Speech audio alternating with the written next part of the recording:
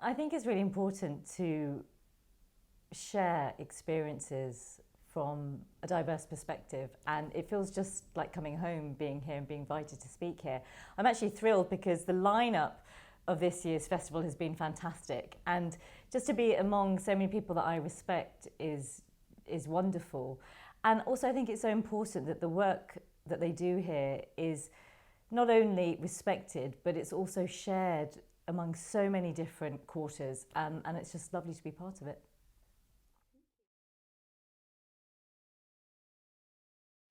Gosh, I have so many memories, some good, some not so good.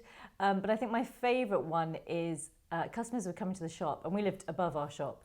And where my mum and dad's bedroom was, there were cracks in the floorboards that was just right above the shop floor. And me and my sisters would talk to each other through the floorboards, going, "Can you hear me?" And customers would be like, "What on earth is that sound?" But yes, I can hear you. Is she going to buy the chocolate? And we used to find it really funny.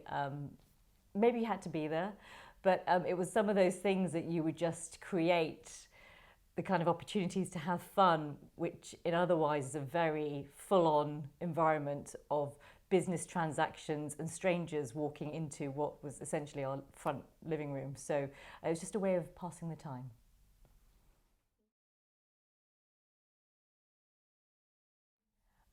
This wasn't something that we sold, but going into other corner shops, I came across a Barbie doll, which, you know, kind of sitting alongside your newspapers and your cigarettes and your booze, and then to see like a random Barbie doll, and it wasn't even the modern one, it was something from the 1970s. You kind of just take stock and think, is somebody really going to buy that? And just Christmas decorations in the summer. I mean, why not, right?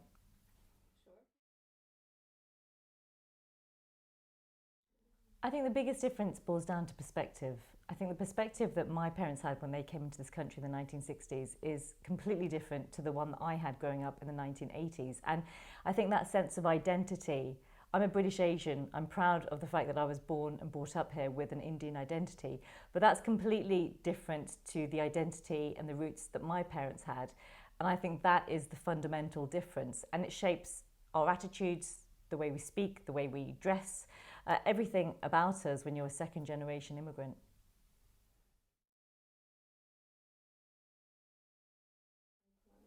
I've just had a baby, so I'm making that my full time job.